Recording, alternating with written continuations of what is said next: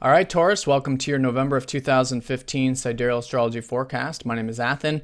So this is for Sidereal Astrology. If you're new to this type of astrology, do check the description because your sign might be different.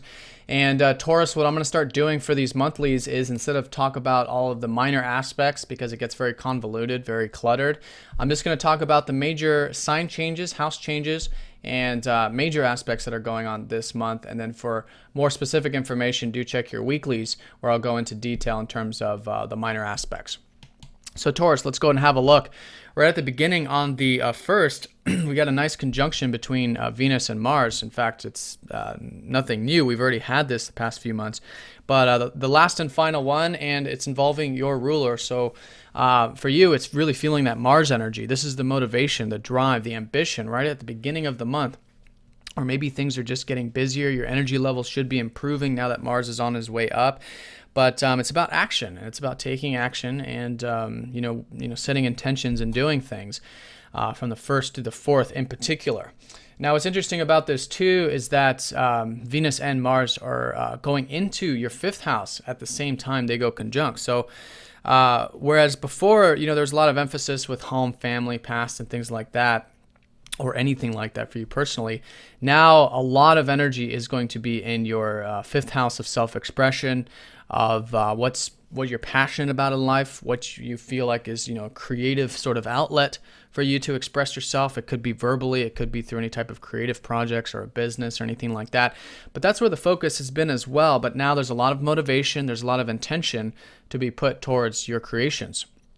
And you can enjoy that. Venus is here, your ruler, and I think just naturally your focus is going to be more so on those 5th house matters. Now, from the 1st through the 8th, really this first half of the month, we do have this opposition between Jupiter and Chiron. So while these faster moving planets do go into that 5th, we still have Jupiter here in your 4th. So there's plenty of expansion, there's plenty of opportunity here around matters relating to home, family, past, your roots, things like that. At least seeing the upside, the possibilities of that. So with this opposition, Chiron is about healing. So while things are expanding, they're also healing you. And this is healing around matters relating to your career, matters relating to your legacy or your future. And again, finding that balance that's been so important in regards to your domestic life and your work life or your career life with these oppositions between these planets and their 4th house. But here, it's the more you sort of see the upside, you see the possibilities with both, which is Jupiter, and you're willing to heal any old wounds with both, then that this energy comes together, it merges, and I think by the end of this, like around the 9th, 10th, into the rest of the month, there is this healing taking place where you just feel healed from any wounds relating to either the career or the home and family stuff. But again, it can come easy, and for most of you, it certainly will, because Jupiter is, of course, a benefic. So that's the early part of the month. Also on the 5th, we do have the Sun going into your 6th house.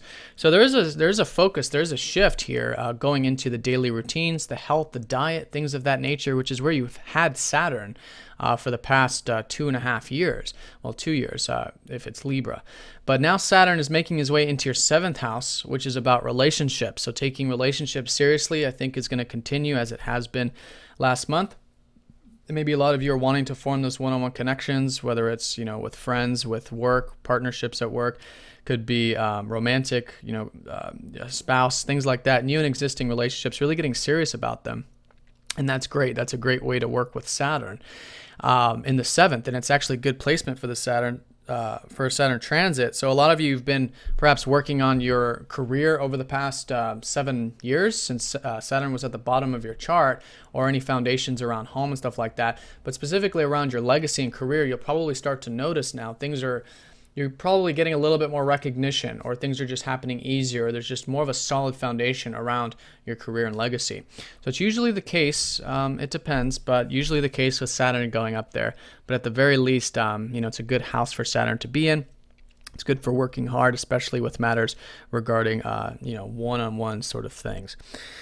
But in any case, your Sun in the 6th is that I think now with all these new beginnings, we're going to have a new moon here on the 11th. And Mercury going in there on the 10th, there is new beginnings taking place with your work, or more the daily kind of work, or maybe with your health, your diet, your routine for some of you.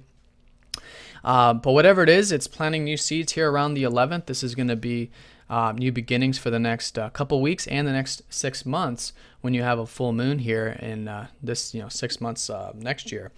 But yeah, plant new seeds, new beginnings. I think there are new things shaping up around your work and the daily sphere of things. And that's going to be setting the stage for the rest of the month. And I think naturally, too, with Mercury here, you're probably just thinking more about them or just more aware of and just applying yourself in a more sort of practical way when it comes to daily activities. And one thing I want to say, too, is that the Sun and Mercury are very well aspected this first half of the month, all the way through the 17th, actually, with trines and sextiles. It's a very good position of the chart.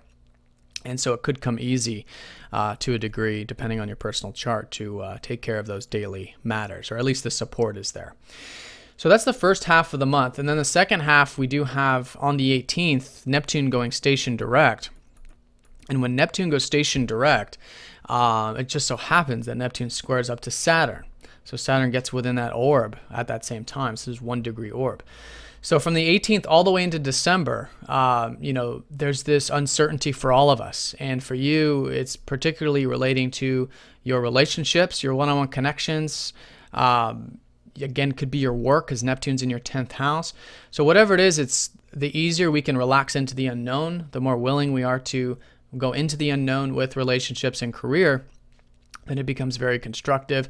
It's all about you integrating it. And, this is a great way to work with it, is integrating compassion, integrating presence and uncertainty and serendipitousness, that's a word, in your relationships. And naturally through that, it's going to help you go with the flow. It's just going to help it happen naturally. But it is showing that there is some conscious energy that can be implemented with that, which is the square. And then through that, it does become constructive. So that's all the way into December. That the high point will be on the 26th. So up until the 26th, the more willing you are to have that uncertainty and work hard at those relationships, then this becomes a very strong, very positive. I mean, they're all always positive, but we could become very consciously aligned to the positive unfoldments of this transit. So now on the 21st, we're going to have Mercury then shifting into that Scorpio, into your 7th house, followed by the Sun on the 24th. So there is going to be that focus and that shift on relationships, more so on the daily sphere. So for some of you, you might be, just meeting new people, or you might be, wanting to prolong, because for you, the relationships have to be deep. They have to be meaningful. That's the Scorpio in your 7th house. So maybe just, focusing on that. And I think for those of you that are in business or, legal matters or anything that involves, two people coming together, that's where the focus is going to be on, I think, for the second half. But meet people. There's new beginnings that are going to be shaping up here next month. And it's a good way to set the stage going into December. So that's the 24th, and then on the 25th, we have this full moon in your house in Taurus. So in your first house. So this is all about a culminating point now, 6 months from a lot of your birthdays if you're watching this for your sun sign. But culminating point with everything that you started 6 months ago relating to self. So your goals, your drives, your ambitions, the intentions that you set, you're seeing the high point. You're seeing the culmination of what has been unfolding in regards to that over the 6 months, the past 6 months. So with this, it's a full moon that is going to be forming a T-square up to that Neptune, because the Sun will be close to Saturn. Mercury will be conjoining Saturn as well during this. So there is this patience about it. There is this energy about hard work, again, involving the relationships, involving the career, and involving yourself and your goals. And so the more willing you are, again, to have that uncertainty, go into the unknown, work hard, patience, pragmatism, and really assert yourself, but in a healthy way. Getting physical exercise, all of that kind of stuff is very supportive when it's done constructively. But again, it's an energy that, depending on our personal charts, may come easy, it may not. It is a challenging aspect, but it's not that it's difficult as much as it's how much we're willing to work with these energies. And that's what astrology really shows us, is how to work with the energies so they do become very constructive and we become, in alignment with them. So those are the key players, Saturn in the 7th, Neptune in the 10th, and then this first house, and then all of those combined, and really seeing too, how to assert yourself healthfully, and that there's really no difference between who you are and who others are in relationships. Obviously we're very unique, we're very different, but not that much, not by that much. And so there's a lot of relation, there's a lot of cooperation and things that can be brought into the matter here, which can help make this even more constructive. So that's the 25th, and one thing too is that the moon will be trining up to Mars, so that's very nice. So Mars, as you can see here in that 5th house, there is this sort of easy energy, or at least motivation, to express yourself, to pursue your passions in life. All of that you're finding very enjoyable as well with your ruler here. So on the 28th, Chiron goes station direct. So if you've been feeling that over the past 6 months, there's been this sort of pause or internal reflection in regards to your career or your legacy.